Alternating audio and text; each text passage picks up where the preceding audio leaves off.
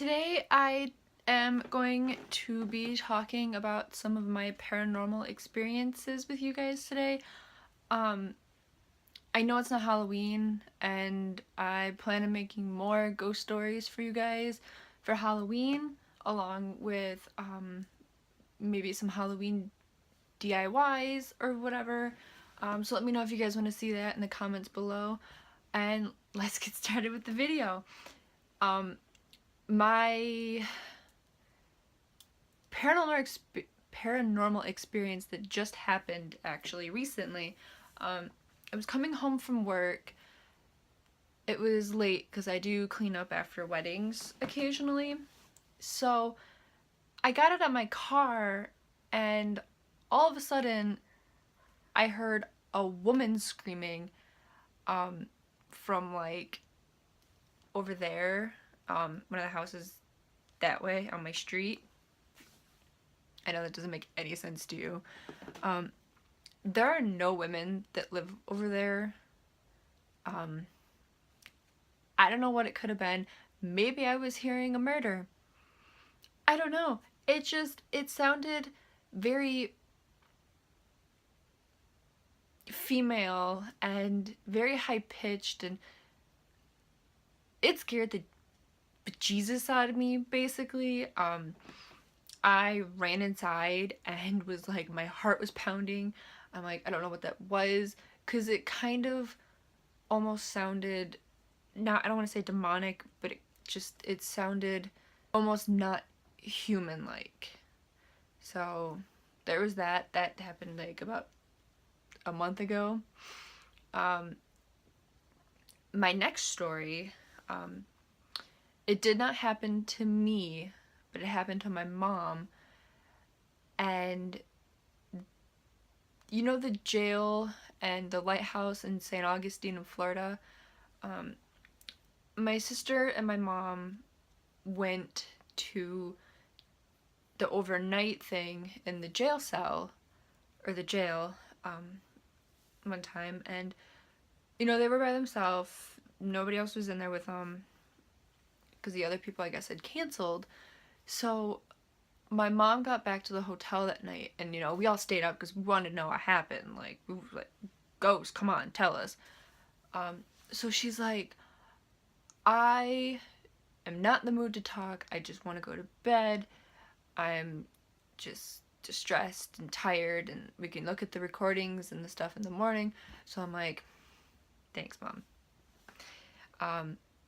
But anyways, so we woke up in the morning and, you know, we're like, can we see the stuff now? And she's like, I don't want to go through the recordings right now, just because it, you know, there were so many and we were trying to go to Disney, I think. And she had said that somebody basically all night was like this on her shoulder, like this way, because I can't do that to myself. And she just said there was this awful pressure on her back and she was miserable and not having a good time. We ended up going through the recordings later and we didn't hear anything. Not that we would. Her phone was like one of those flip phones from forever ago. So that was that. The next story is kind of like a continuous type thing. My aunt's house, or her old house, she had a nice basement. It was finished. It had a bar. It was really pretty down there. And she had the laundry room, and they had busted out a wall or something. And there was a bunch of stuff back there, so it's like nothing could get back there. But anytime I went in that room, I swear to God, somebody was watching me. And I don't want to feel like I'm being watched. So when I got older, I would not go down there by myself. I would always have my cousins or somebody go down there with me. I just did not like it. I just wasn't for me. I don't know if anybody died in that house. I don't know anything.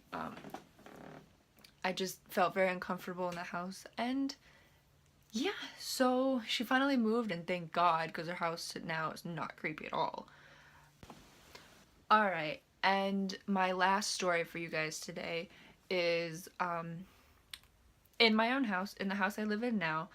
Um, I think I was about 10 when I first witnessed it, because that's when I moved into this room, because I used to live in a different room down the hallway, and I never had any experiences in there.